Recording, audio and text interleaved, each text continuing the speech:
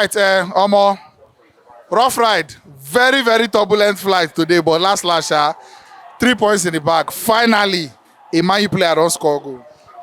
Well, first of all, congratulations to Manchester United fans all over the world on the win and scoring our first goal. Now, you see, before I start this interview, there are a lot of things that I really want to say, but if we begin to analyze Manchester United problems, we will not live here. You understand? So, anyone that wants Ruben Amorim out, you are right. Anyone that wants Ruben, excuse me, Amorim in, you are right. Anyone that say that the three at the backline formation is a problem, you are right. If you say that's not the problem, you're also right. What am I trying to say? All our opinions and or whatever we're airing is pointing towards one direction, which means that we just want this club to do well. You understand? We want this club to do better. Now, I'm going to start with the problems. You see, Manchester United were victims of our own success in the past. There are a lot of issues in this club, and one of those issues is cultural.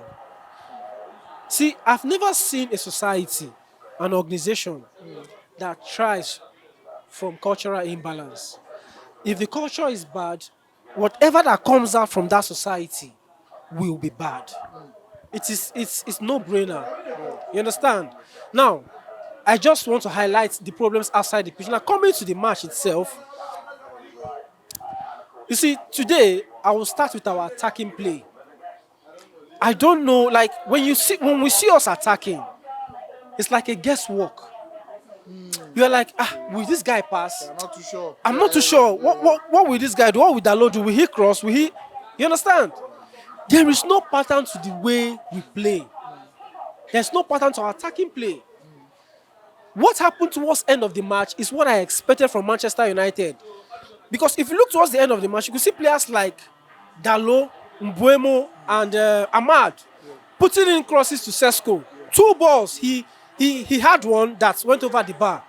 And if you look at that situation came out of frustration, like, because it was the way they were attacking the ball, the way they were crossing the ball. It was not like as if, okay, this is what we are doing in training. It's like, guy, wait till we do, make we run and make we just, make we do am. I bet we just cross. Person where they thought don't enter. You understand? And I ask myself, what are these guys doing in training? What is the coach telling his wingers? Remember, if you watch clubs like Tottenham and City, when they want to cross the ball, sometimes even Arsenal does that. They don't go to the edge, like to the byline to make that cross, because they know that when you go to the byline to make that cross, your defenders are on alert. They make the cross, when you have at the edge of the 18-yard box, because that time you're making that cross, your defenders are trying to draw out and the attacking player is trying to move it. So it's easy to connect to the ball and score. Arsenal does that. If Saka always makes that cross, Odegaard always makes that cross. But whenever I want to cross the ball, you see Dalo moving to the end to go and cross. No. You must not get there. Yes, can you recycle the ball at that place and put it in? Now, if you come to the formation, you see, I have a lot of... I'm not trying to condemn this three-man back, you understand? But I'm just going to highlight some flaws. You see, the 4-4-3 formation... The 4-3-3 formation, is what I call the liberal formation. Why is that? The reason why I'm using the word liberal is a formation that is open to change. You understand? It's a very flexible formation and it can carry passengers. Note my words. It can carry passengers. That is why when you see a team like Liverpool having Konate having a bad game at St. James Park, somebody like Van Dijk can cover up. But in the 3-man back formation, it's like all man for yourself. Like if you don't do your homework, everything falls apart. You understand me? And this formation does not create a 1v1 solutions for our attackers. Go and check it.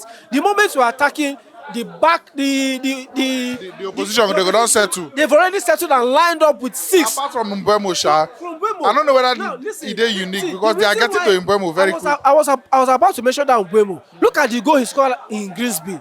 That goal was like it was a 4-man back formation kind of goal because he was 1v1.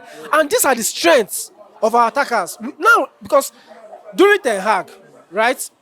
We created a lot of 1v1 situations. You could see it. Rashford, Garnacho, they cannot convert those chances. Now we have better players that are good 1v1, and we don't have that situation again. So it's like vice versa. The issue we'll be having is like we will have You have the players that would have been executing it better, but then they are not getting the situation. Exactly. So this it keeps on like it's like a roller coaster of emotion, a roller coaster of repeated problems. Every time, a square peg in a round hole. You have the right manager, wrong formation. You have the wrong formation, right manager. Like you understand? So it's a lot of work. It is. But then in the end, you see the way Bruno used to take the penalty. You understand? At the end of the day, no matter what don't happen, as a big player, you always have to step up and do that thing to deliver the win today. Yeah, I like the way he took the penalty. I know some United fans were like, give it to Sesko, so that he can boost his confidence. But in that situation, the pressure, you understand, the only person that could take that penalty was Bruno. And even if he missed it, obviously, it would like there won't be a lot of backlash compared like if it was Sesko. Like the way he's going to feel, it will be easy for Bruno to, to assimilate the pressure and everything. Now, I want to also mention one thing about Ruben Amorim. Sometimes when I want to lash out at that guy, I remember his age. He's behaving like a 40-year-old. A man that is still learning how to control his emotion.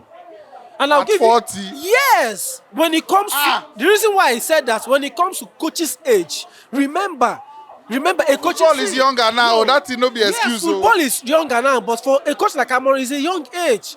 If we want to talk about the managers that have made it, like we're talking about 50s. You understand? How old is Xabi now? How old is Arteta now? How old are these men now? This is where I'm heading to. What I'm talking about his emotion is that when Cunha had injury, do you see the facial expression on his face? That one not start see the word they cheat. It was like as if the whole everything is capturing. Yeah. Why are you giving that kind of expression? Why are you like? I don't like those things. And it's easy for the camera to pick those capture those expression.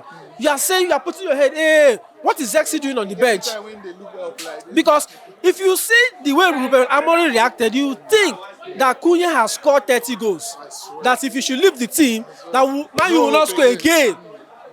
I don't like all those things. He's like the way he speaks, he brings a lot of uncertainty. Even me as a fan, I'm having some kind of doubts. Okay, now he's in his last post-match conference before this match, he was like, I know people want to know why I made the statement. That he was like, okay, the reason why I made that statement was that sometimes I feel, sometimes I love them.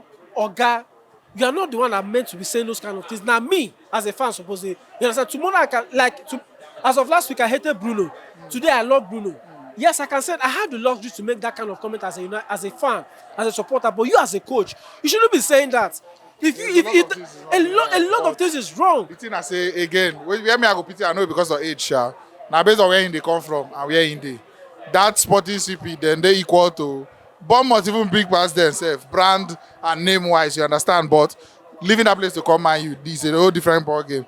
Anyway, first win in the league, and your final thoughts, man. My final thoughts, all I want to say is before I finish, see, I will say it. My man of the match is Mason Mount. Forget about those goals. Because if you notice, when Mason Mount left, the midfield, it was like a pack of cards. It dropped. There was no intensity. There was no pressing. Now, I want to remember Amorim to be proactive and look at Mason Mount kind of play. If we have like 3 Mason Mounts in our midfield, trust me, we'll be solid. You understand? What did Mason Mount do today? He kept it simple and floats the ball. You understand? He doesn't. He doesn't take too many touches on the ball. Just keep it moving and float it. We'll see, Sha. So my final thoughts for the match, I don't know what I'm going to say about the defense and the goalkeeper. Those guys are too soft. They are too soft. They need to be rigid. They need to be resilient. In situations like this, that is when you rely on the defense. And it's so sad that we don't have a lot of leaders in this team.